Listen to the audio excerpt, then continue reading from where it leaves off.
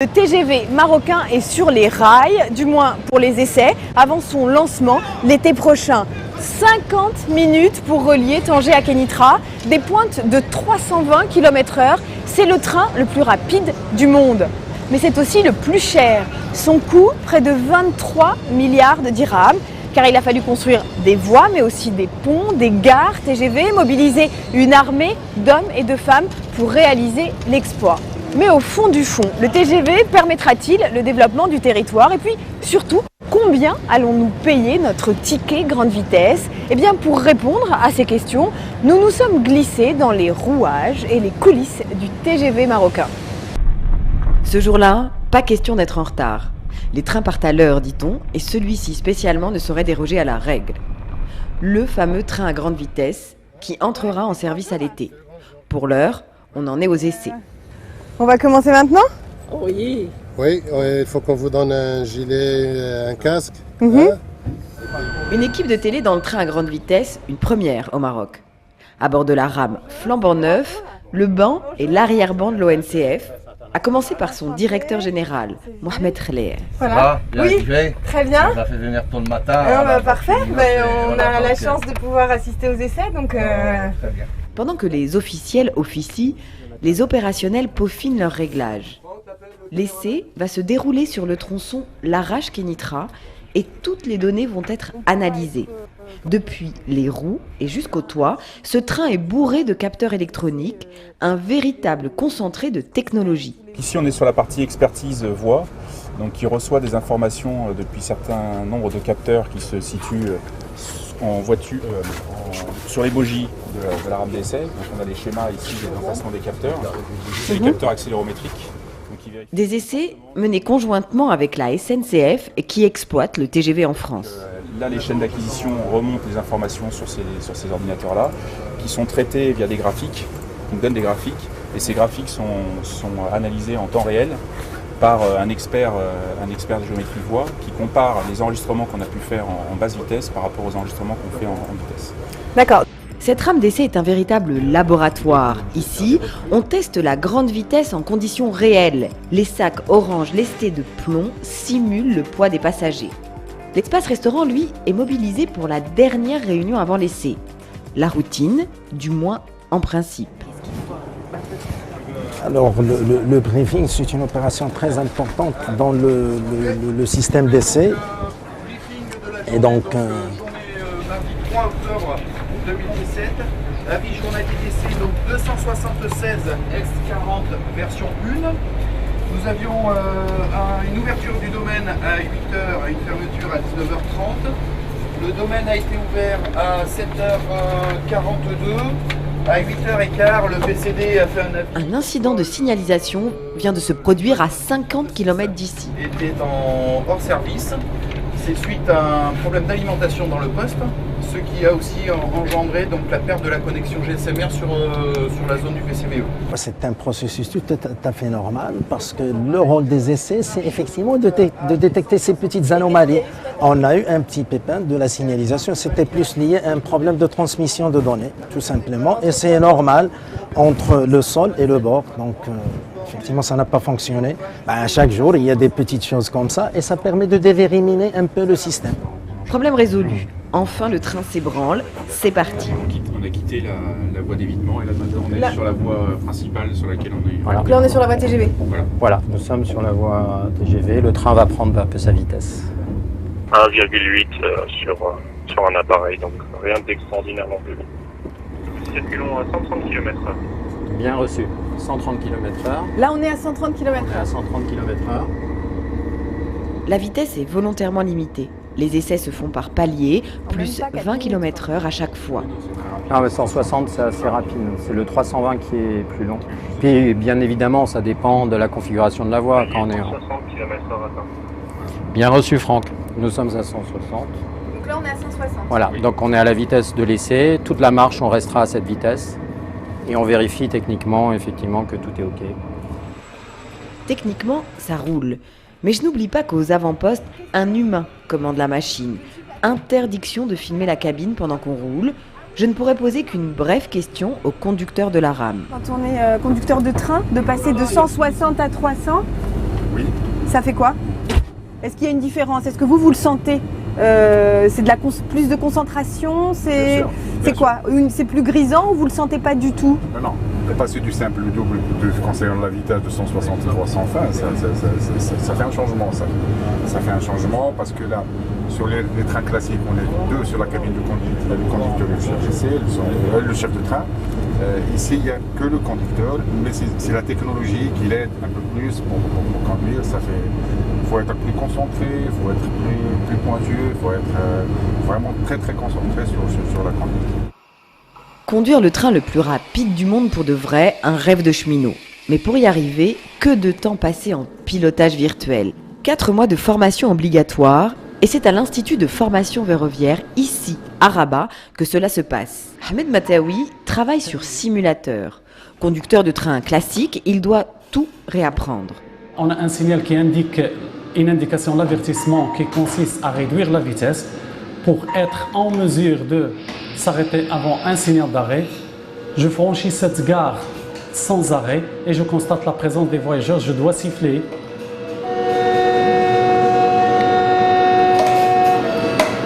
Conduire un train à grande vitesse, ça n'a plus rien à voir. Par exemple, fini la signalisation classique sur les 210 km qui relient Tanger à Kénitra. L'électronique remplace l'observation visuelle, impossible à exercer à cette vitesse. On roule à 320, c'est difficile d'observer les signaux. Donc je dois immobiliser le train. Pourquoi? Parce que je vais entrer en communication avec la gare. Voilà la procédure d'immobilisation de mon train. Puis le signal ne s'ouvre pas. Je dois contacter la gare au moyen de la radio. Au bout du fil, non pas le chef de gare, mais le formateur. Oui, conducteur de train de 3. À droite. Conducteur, on vous demande de s'arrêter au PK 185, à droite. Le grand Manitou ici, c'est lui. Mustafa Aleski a pour mission de former 54 conducteurs. Lourde responsabilité, car il lui faut gérer à la fois de l'humain et de la haute technologie. Manipulateur de frein, manipulateur de traction, le train virtuel, l'indication de vitesse, le système d'exploitation OTCS. Et en même, si vous voyez, le stagiaire, il est même filmé. Mais un bon conducteur de LGV, c'est quoi en fait? Quels sont les critères qu'il doit remplir? Il doit avoir au minimum 5 ans de conduite des trains conventionnels, c'est-à-dire à 160. Il ne doit pas avoir de faute ou bien d'erreur liée à la sécurité. Et il doit répondre aux prérequis arrêtés qui sont évalués sur simulateur. Avec la grande vitesse, tout change. La conduite, les rails, les locomotives, les wagons. Dans ce centre de maintenance à Tanger, 12 rames à très grande vitesse attendent sagement l'été pour entrer en service. 60 techniciens les bichonnent et les entretiennent, car pour l'heure, on les fait quand même rouler sur des lignes classiques. Forcément, ça donne du travail au directeur de la maintenance et à son équipe. Salam alaikum Yassine. Ça va? Ça va, ça va. J'ai constaté ici, voilà, une chasse-pierre qui a eu un choc à cause de la circulation. Et maintenant, je suis en train de remplacer la chasse-pierre. Ouais. C'est un choc qui a eu lieu pendant le roulage de la rame en essai, c'est ça? Pendant la période d'essai. D'accord. Voilà. Donc là, on a une pièce qu'il faut remplacer. Qui va changer, oui.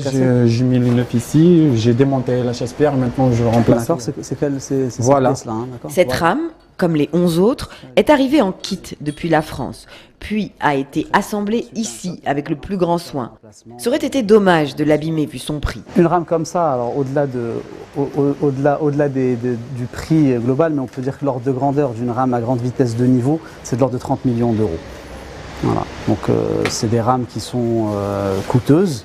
Alors pour vous donner un ordre de grandeur, entre une rame pour circuler sur voie classique, ça peut varier de 6 à 15 millions d'euros selon ce qu'on achète et ce qu'on met dedans. Ces techniciens ont tous suivi une formation en France, car c'est la SNCF, l'homologue français de l'ONCF, qui a décroché la maintenance sur 15 ans. Donc là, tu peux nous montrer un peu qu'est-ce que tu examines toi sur la partie archer, panneau? Oui, exactement. Ici, on regarde tout ce qui est fixation du À la clé, un contrat de 1 milliard de dirhams et une bien jolie publicité. Mais la SNCF, elle y gagne quoi en fait De l'image, beaucoup d'images, c'est-à-dire la capacité à exporter un savoir-faire, donc qui peut ouvrir un certain nombre de marchés, parce que pour aller en compétition sur des marchés internationaux, il faut montrer qu'on est capable d'exporter un savoir-faire, ce n'est pas le tout de l'avoir, mais également, bien sûr, il y a un côté business où SNCF est aussi le principal prestataire de cette structure, notamment en termes de réparation de pièces. D'ailleurs, ce centre de maintenance est une société commune entre l'ONCF et la SNCF. On résume donc une maintenance française, un matériel français. Alors, pour savoir à quel point la France est investie dans le train à grande vitesse au Maroc, je vais poser la question directement à son ambassade à Rabat. Concrètement, combien l'État français débourse pour le TGV marocain ? Nous avons mis en place différents types d'outils, des prêts concessionnels du Trésor à hauteur de 625 millions d'euros initialement, un don aussi pour financer des études à hauteur de 75 millions d'euros, et l'AFD, qui est notre agence française de développement, est aussi intervenue initialement à 220 millions d'euros. Donc la France a apporté 50% du financement initial du projet. L'État français a l'habitude, avec ses grands partenaires, de faire un certain nombre de prêts qui sont des prêts concessionnels qui permettent à la fois d'apporter un financement, mais aussi de l'expertise des entreprises françaises. Quand vous dites expertise, est-ce que ce prêt est conditionné au choix d'entreprises françaises ? Oui, tout à fait. Le prêt concessionnel du Trésor est un prêt qui est lié à la possibilité de contracter avec des entreprises travailler en France. Ce qui compte, c'est qu'elle travaille en France. Par contre, le prêt de l'AFD est un prêt délié qui donne lieu à un appel d'offres international et l'AFD l'Agence française de développement, ouvre les enveloppes et prend, selon les critères qui ont été établis, la meilleure offre. Donc nous avons un mix entre des prêts qui étaient liés à l'usage de technologies françaises et d'entreprises françaises, mais aussi des prêts déliés qui étaient les prêts de l'Agence française de développement. Donc des prêts qui reviennent aux entreprises françaises en grande partie. En partie, oui. La ligne à grande vitesse, c'est d'abord cet immense chantier ferroviaire, le plus important du continent. Les 210 km de ligne traversent 20 communes, mobilisent 1800 hectares de terrain. Ce volet du foncier, ultra stratégique, a été confié à Sana Reissouni, l'une des têtes de l'ONCF. Une immense responsabilité, mais cet ingénieur de formation préfère minimiser son rôle. La part du foncier, c'est 1 milliard sur 22,9 milliards du projet. Donc c'est circonscrit, c'est limité. D'ailleurs, dans ce budget, j'ai les actions sociales, j'ai des prestations autres, etc. Mais en termes d'indemnisation pure, voilà, aujourd'hui, on a déjà indemnisé plus de 500 millions de dirhams sur les terrains. 1 milliard de dirhams pour indemniser les occupants des terrains expropriés par l'ONCF. C'est le prix du respect du tracé. Mais tous n'y ont pas droit. Ce matin-là, dans le village de Draa, certains se sentent oubliés.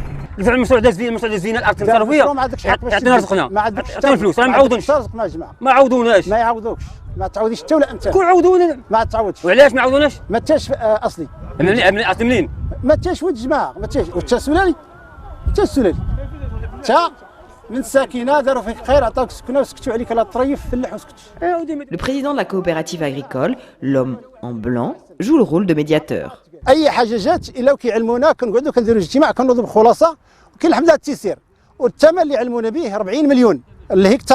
Ici, l'ONCF rachète 16 hectares.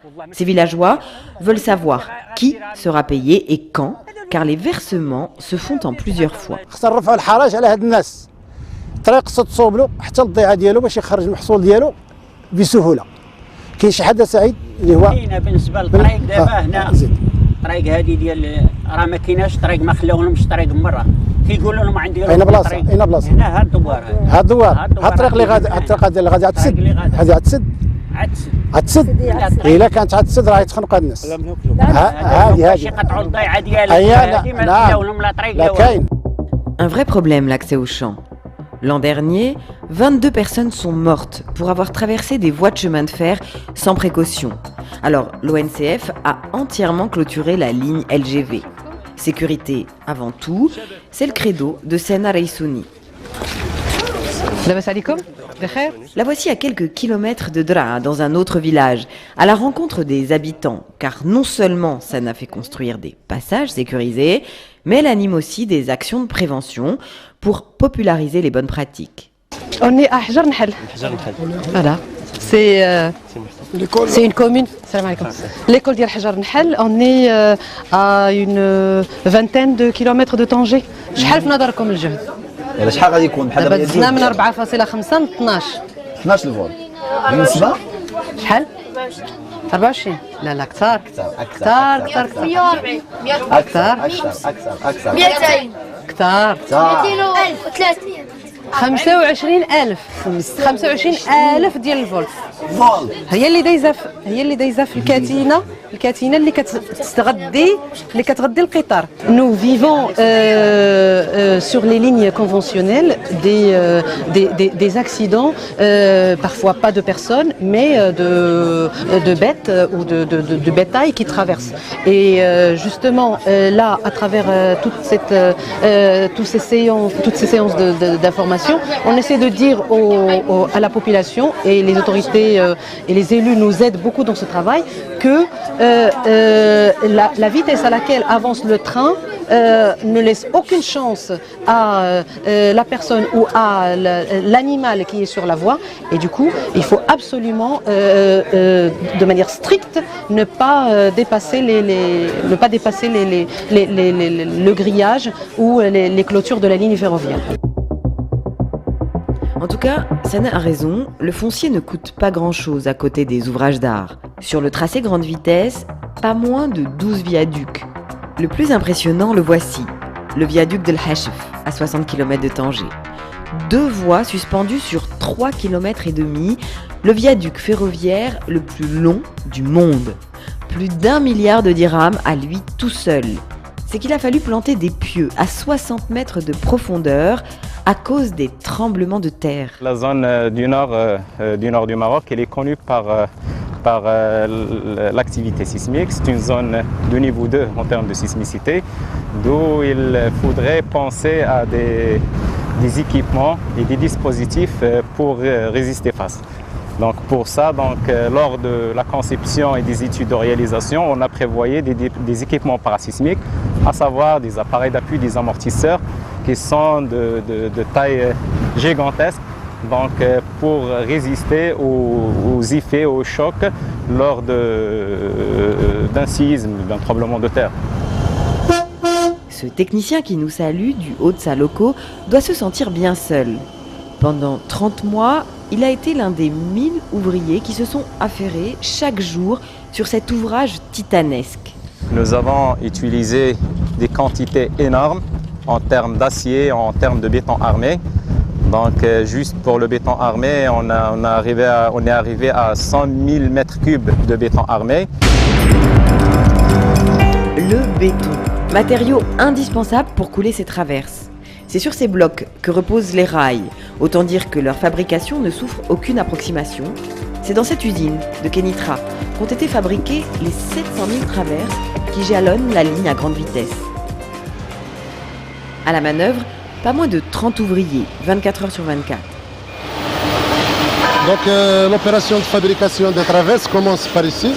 Donc là, les moules ils sont préparés. On fait un produit pour un produit de nettoyage ici. On met les gaines qu'on va utiliser ici, c'est des gaines. On va mettre les typhons de serrage.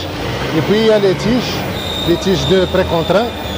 Plus de 2 ans pour fabriquer les traverses grande vitesse. Mais alors, pourquoi les produire ici, alors qu'il aurait été plus rapide de les importer? Pas si facile de répondre.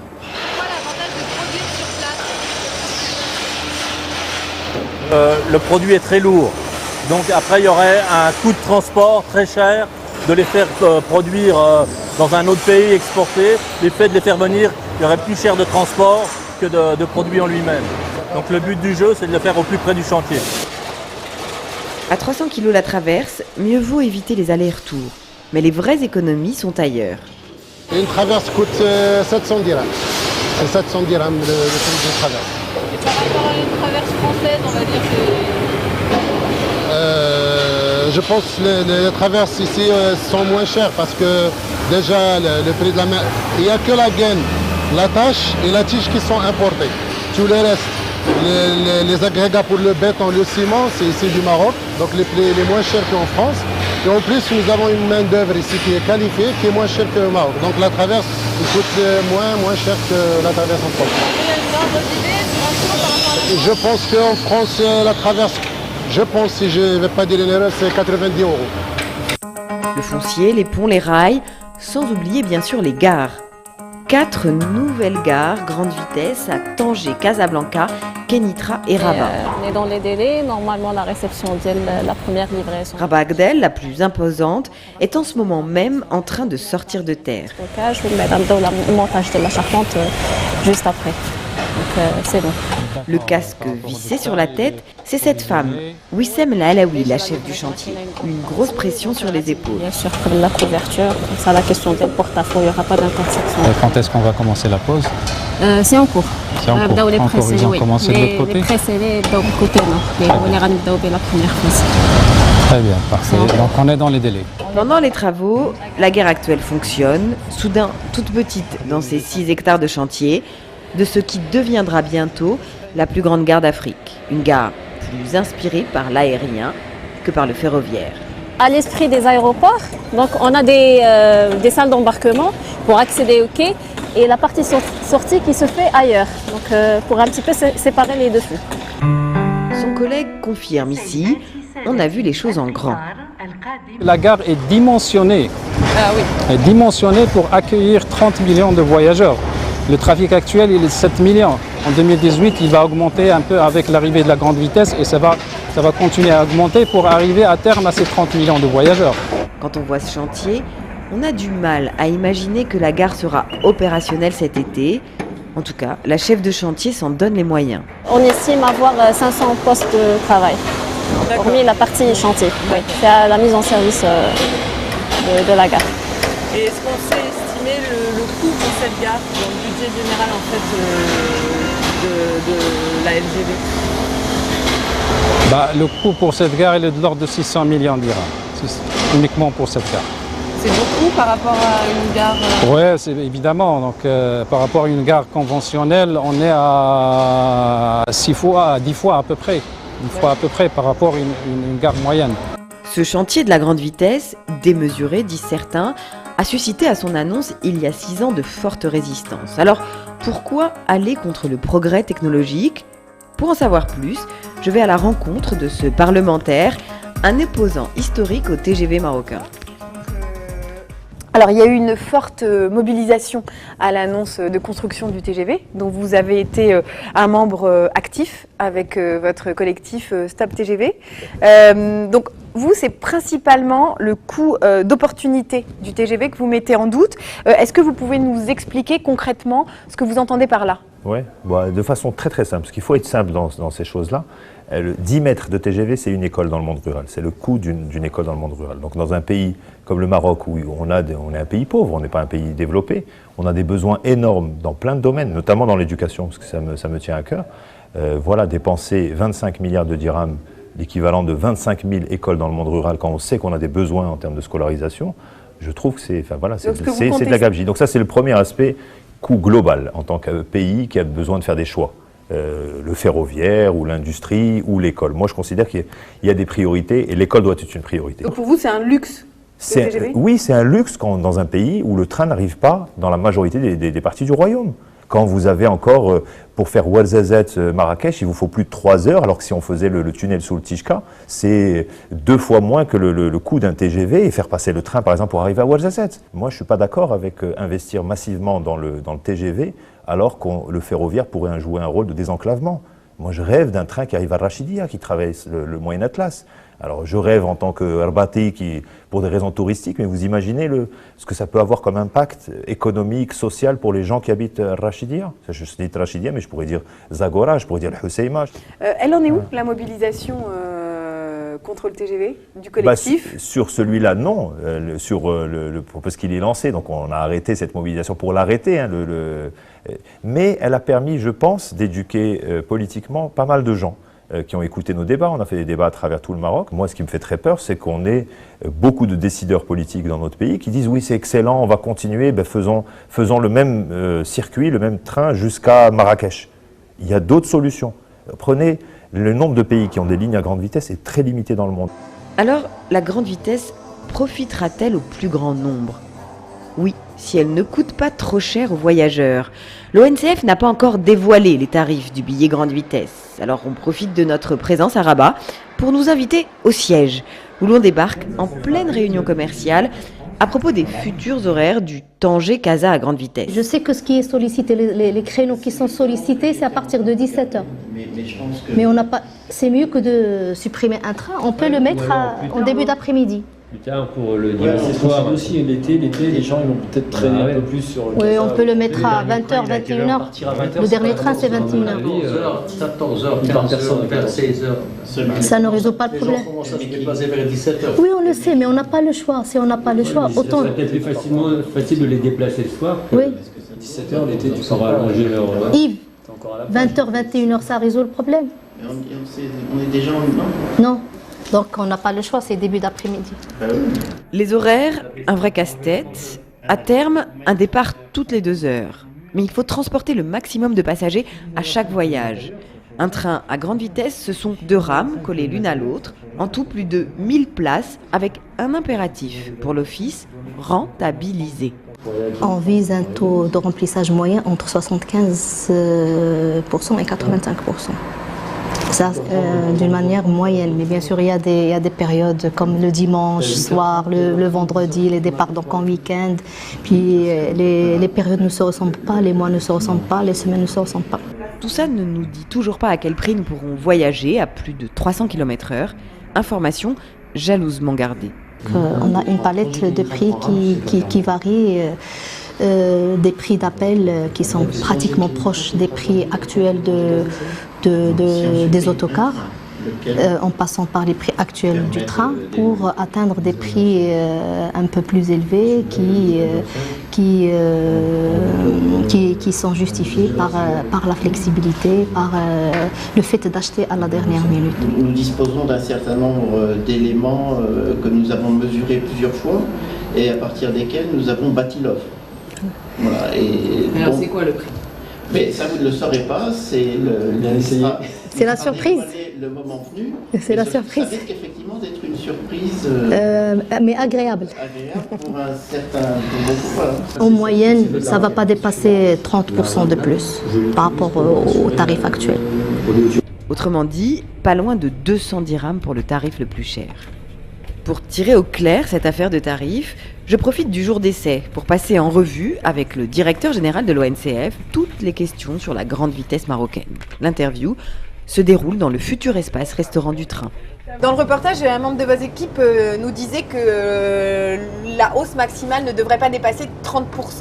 C'est-à-dire, est-ce que ça, on peut l'affirmer aujourd'hui? Est-ce qu'il y a pas un risque d'inflation comme en France? C'est-à-dire, là, ce qu'on peut dire, c'est que lorsqu'on fait pour notre business plan, nos projections, nous tablons sur un prix moyen qui est 30% plus que le prix pratiqué aujourd'hui. Là, c'est en moyen. Maintenant, par rapport à cette moyen, il y a un écart type, il y a des gens qui vont peut-être, pour certains contingents, payer 10% moins cher que ce qui est aujourd'hui. Mais le revenu moyen pratiqué, peut-être sur nos business plans, on est en train d'affiner avec ces études assez affinées, mais sur les business plans quoi on travaille normalement pour dégager qu'est-ce qu'on aura comme marge opérationnelle, comme résultat d'exploitation du projet, on travaillait avec un revenu moyen qui est de 30% plus que ce qui est pratiqué aujourd'hui. D'accord. Alors, revenons sur le projet. Le TGV marocain, c'est un chantier titanesque, on l'a vu. C'est aussi un coût faramineux. Et on peut se poser la question de est-ce que c'était bien raisonnable? Est-ce que c'est une affaire un peu de prestige, le TGV, pour affirmer la modernité du pays, ou bien c'est un sens de développement territorial réel? On a une ancienne ligne qui est en voie unique, qui est sinueuse, où la vitesse commerciale ne dépasse pas 70 km à l'heure entre Tanger-Kénitra. Et donc, du coup, aujourd'hui, il sature avec un départ chaque 2 heures. On n'arrive pas à passer les trains fret. Et donc, du coup, tout de suite, la question qu'il faut se poser, faut-il avoir une liaison ferroviaire entre ces deux pôles économiques performantes ou pas? On a une autoroute, on a un aéroport à Tanger. Non, mais là, on est en train de parler de la mobilité. Et la question qu'il faut se poser, si on suit la logique, faut-il aller améliorer l'existant, cette ligne sinueuse, pour rectifier le tracé et le doubler? Donc ça prendra des dizaines d'années. Et on a eu l'expérience par ailleurs. Si on voulait normalement l'upgrader, ça coûtera peut-être 70%, 80% du coût normalement du neuf, et ça prendra énormément du temps parce qu'il fallait faire les travaux tout en maintenant l'exploitation en marche. Donc il faut faire, bien sûr... Si on avait rénové, on devait rénover cette ligne, si on l'avait rénovée, on ne serait pas loin du même coût que le TGV? Ah oui, bien sûr, parce que normalement il faut rectifier le tracé pour avoir l'alignement, pour faire au moins 160 km à l'heure. Oui, parce que c'est une rue... Voilà, c'est une sinueuse. Voilà. Et donc, par ailleurs, disons que si on fait une nouvelle infrastructure, c'est à ce moment le choix. Faut-il faire une ligne conventionnelle à 160 km à l'heure ou faire le pas d'aller vers la grande vitesse et démarrer un tronçon dans ce schéma directeur? C'est là où je vous dis que le coût entre une ligne conventionnelle à 160 et une ligne grande vitesse, il ne dépasse pas 15%. C'est-à-dire, aujourd'hui, il coûte 22,9 milliards de dirhams le TGV. Si on avait fait la mise à niveau, entre 15 et 20 milliards de dirhams si on voulait faire normalement une nouvelle. Si on avait simplement mis à niveau. Ce TGV, il aurait vu le jour s'il n'y avait pas eu la visite du président français il y a 10 ans, s'il n'y avait pas eu cette entente politique forte. Est-ce que vous, en tant que directeur de l'ONCF, vous y serez allié sur le TGV? C'est-à-dire qu'en termes d'opportunités et des opportunités, on commençait normalement à faire des études depuis 2002-2003. Maintenant, un projet de cette taille. Il y avait des études en cours bien avant sûr, 2007. Bien sûr. On avait normalement et des schémas. Donc en 2005, on avait déjà un schéma directeur de la grande vitesse au niveau national. C'est-à-dire que déjà, on commençait à des études qui étaient avancées de schéma directeur. Voilà, tout ça normalement était préparé bien avant. Bien sûr, un projet de cette taille, il faut qu'il y ait une volonté politique. Il faut que la décision soit prise normalement au plus haut niveau de la hiérarchie de pays normalement, en cas particulier normalement par Sa Majesté le Roi. Mais tous les ingrédients de préparation du projet étaient déjà là. Et maintenant, ce qui est en train de se faire et le projet, il se fait dans une logique de croisement d'intérêts des deux pays. Et donc, lorsqu'on voit le projet, que ce soit comment il a été géré, comment il a été optimisé, comment il a été financé, tout ça, aujourd'hui, on arrive normalement à un stade où on a un projet qui a été financé avec un financement très intéressant, que ce soit en termes de maturité, que ce soit en termes de taux d'intérêt, qui a été bien optimisé en termes de coûts. Ce n'est pas un projet qu'on est venu donner 20 milliards de dirhams aux Français pour nous faire le projet. Oui, c'est le fait qu'il n'y ait pas eu une mise en concurrence du projet, ça empêche aussi peut-être de l'optimiser.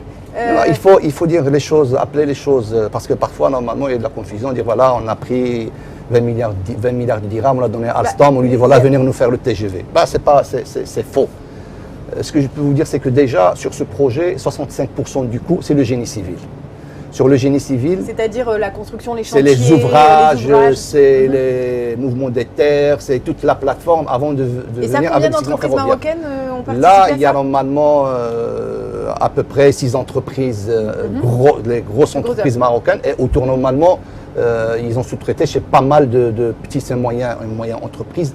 Et là, je le précise, le génie civil, c'est 65% du coût du projet, de plus de 10 milliards de dirhams. Et ces 10 milliards de dirhams sont allés à 90% aux entreprises marocaines. Et ces entreprises marocaines qui ont permis normalement d'optimiser 50% de la somme de dépensée. Plus de 50%, c'est normalement est parti vers les entreprises marocaines. Et c'est grâce aux coûts pratiqués par les entreprises marocaines qu'on a pu optimiser globalement le coût du projet. Par la suite, tout ce qui est équipement ferroviaire, on a fait jouer la concurrence et on a eu des prix qui sont de 20% moins que les prix pratiqués en Europe, que ça soit pour... On a fait jouer la concurrence sur les équipements ferroviaires, les rails. Les rails normalement qu'on a posés, c'est des rails produits en Espagne. Les équipements ferroviaires, la caténaire et la pose de voie, On a fait jouer la concurrence et donc normalement on a eu un coût qui est 20% moins cher que ce qui est pratiqué, Donc il y pratiqué a en une Europe. mise en concurrence sauf pour Et les donc, wagons, sauf pour la rame. Sauf pour les trains. Et là, normalement, il y a eu, ça présente moins de 20% du coût du projet. Et ça, on avait comme référence le prix de la SNCF et on a une rame à un prix et un coût qui est inférieur au coût qui est pratiqué par Alstom pour la SNCF. C'est-à-dire Alstom vous a vendu moins cher, Moins cher la rame que le vent à la SNCF. D'accord, parce que le marché était plus grand, non? C'est-à-dire parce qu'on a su, parce que là encore sur gré à gré, permet aussi normalement de négocier. Et normalement, la négociation a duré un certain temps. Vous avez mieux négocié que la SNCF? Oui, on a mieux négocié. On a eu un prix normalement, preuve à l'appui, avec référence normalement au prix pratique à la SNCF, qui est mieux optimisé que le prix de la SNCF. Eh bien, merci de nous avoir ouvert les portes et puis surtout de nous avoir reçus ici dans la première. On est quoi ici? On est dans la première rame. Voilà, c'est une rame qui décède, comme vous pouvez le constater normalement, il est bourré d'instruments de mesure. On l'a vu dans le reportage. Il y a un laboratoire. Et donc du coup, là, c'est le wagon-restaurant. Donc c'est wagon normalement qui sert pour maintenant pour le débriefing de l'équipe des essais et qui est protégé et qui effectivement normalement servira par la suite comme wagon-restaurant. Eh bien wagon-restaurant, ça me permet de faire la transition. Donc restez avec moi pour le deuxième reportage que je suppose que vous allez servir des plateaux repas peut-être à bord de là aussi normalement c'est en votre train train. d'être finalisé, d'être étudié et finalisé.